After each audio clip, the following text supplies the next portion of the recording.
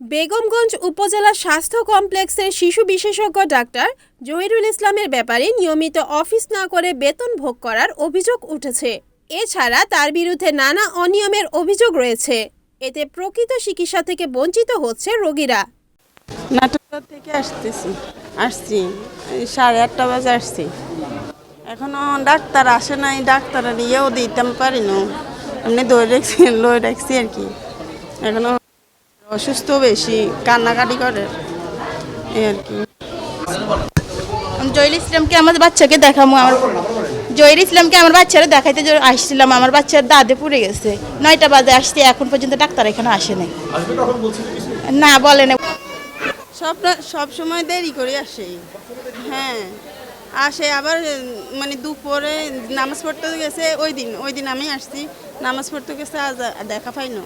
অভিযোগে জানা যায়, শিশু বিশেষজ্ঞ ডাক্তার জহিরুল ইসলাম প্রায় সময় হাসপাতালে সরকারি নিয়মানুযায়ী ডিউটি না করে চৌমুহনীর পাবলিক হলে নিজের প্রাইভেট শিশু হাসপাতালে সময় কাটান এবং সরকারি বেতন তুলছেন।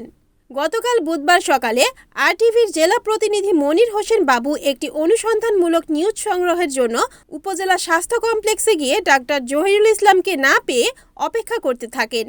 এরপর বেলা 12টার দিকে ডাক্তার উপজেলা স্বাস্থ্য কমপ্লেক্সে আসার পর আরটিভির সাংবাদিক মনির হোসেন বাবু তার দেরিতে আসার কারণ জানতে চাইলে তিনি সাংবাদিকদের সাথে অসৌজন্যমূলক আচরণ করেন এবং ক্ষুব্ধ আচরণ করেন এমন একটি ভিডিও সামাজিক যোগাযোগ মাধ্যমে ভাইরাল হতে দেখা যায়।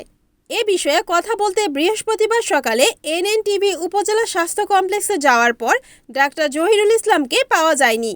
উপজেলা স্বাস্থ্য ও পরিবার পরিকল্পনা কর্মকর্তা ডাক্তার হাসান খায়ের চৌধুরীর কাছে বিষয়টি জানতে চাইলে তিনি অনাকাঙ্ক্ষিত ঘটনার জন্য দুঃখ প্রকাশ করেন।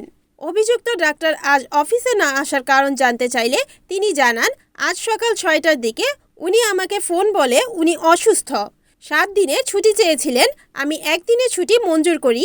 এরপর তার বিরুদ্ধে ওঠা অভিযোগের বিষয়ে জানতে চাইলে তিনি বলেন, তো কালকে আরটিভি সাংবাদিক মনির হোসেন বাবু ভাইয়ের সাথে আমাদের পেডিয়াট্রিক কনসালটেন্ট ডাক্তার জহিরুল ইসলাম ভাইয়ের একটু কথা কাটাকাটি ফেসবুকে দেখলাম এবং সাংবাদিক ভাইরা আমাকে জানালেন, এবং আমি যেটা দেখলাম সেটা হলো কি মনির ইসলাম বাবু ভাই উনি হলো কি আরটিভি সাংবাদিক, ওনার সাথে আমাদের পেডিয়াট্রিক কনসালটেন্ট ডাক্তার জহিরুল ইসলাম বাবুর একটা উত্তপ্ত কথা কাটাকাটি উত্তপ্ত বাক্য বিনিময় হয়েছে। তো সে ব্যাপারটা নিয়ে আমি খোঁজ নিয়ে দেখলাম যে আমাদের জহিরুল ইসলাম রাউন্ড দিচ্ছিলেন, সাংবাদিক ভাই ওনাকে একটু প্রশ্ন করলেন যে উনি দেরিতে কেন আসলেন। এটা নিয়ে উনি একটু ওনার সাথে খুব বাজে কটু কথা বললেন। এটা আসলে মানে অপেশাদারিত্ব সুলভ এবং অপেশাদারিত্ব সুলভ। তো আমি ব্যাপারটা নিয়ে একটা তদন্ত কমিটি করলাম এবং ওনার বিরুদ্ধে আরো কিছু স্পেসিফিক অভিযোগ আছে। আমি সবগুলো তদন্ত করে আমি আপনাদেরকে ইনশাআল্লাহ জানাবো। আর এর মধ্যে আমি ওনার বিরুদ্ধে একটা তদন্ত কমিটি করলাম এবং ওনাকে সতর্ক করে দেওয়া হয়েছে যে উনি যাতে পরবর্তীতে এই ধরনের আচরণ যাতে না করে। আর তদন্ত কমিটির রিপোর্ট অনুযায়ী পরবর্তীতে আমি ব্যবস্থা নিতে। এই বিষয়ে কি সিভিল সার্জনকে কি কোনো অবহিত করেছেন? আমি গতকালই এই সিভিল সার্জন মহোদয় স্যারকে এই ব্যাপারটা জানিয়েছি। উনি আমাদেরকে বললেন যে আপনারা তদন্ত কমিটি করেন, তদন্ত কমিটি করে তদন্ত কমিটির রিপোর্টটা আমাকে জানান। আর যদি ওনার সাথে পার্সোনালি বসেন, ওনার যেহেতু আপনার কিছু প্রবলেম আছে, শারীরিক প্রবলেম আছে, আর ওষুধ খাচ্ছে, তার জন্য হয়তো ওনার মানসিক কিছু প্রবলেম দেখা দিচ্ছে। আপনি ওনার সাথে বসে ব্যাপারটা একটু সবার সাথে বসে ওনার সাথে বসে একটু আলাদাভাবে ব্যাপারটাকে একটু ব্যালেন্স করার চেষ্টা করেন, যাতে উনি ওনার জন্য কোনটা ভালো হয় আর কি।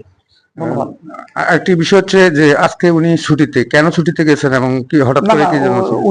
উনি আসলে আমাদের জহিরুল ইসলাম স্যার, উনি এখন কি পেডিয়াট্রিক কনসালটেন্ট এবং একজন ফেলো ডাক্তার, এফসিএস ডাক্তার। উনি সকাল 6:30 বাজে আমাকে ফোন দিলেন যে ওনার শরীরটা ভালো লাগতেছে না, উনি 1 সপ্তাহের জন্য চাচ্ছেন, লিভ চাচ্ছেন।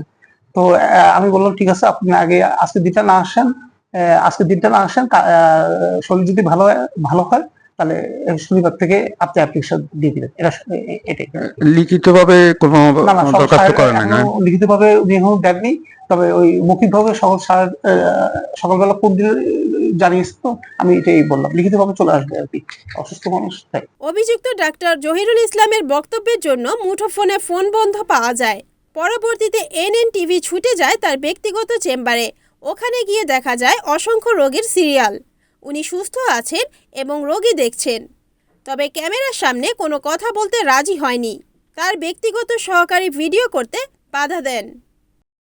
Report Muhammad Suman Bhuiyan, NNTV, Noakhali.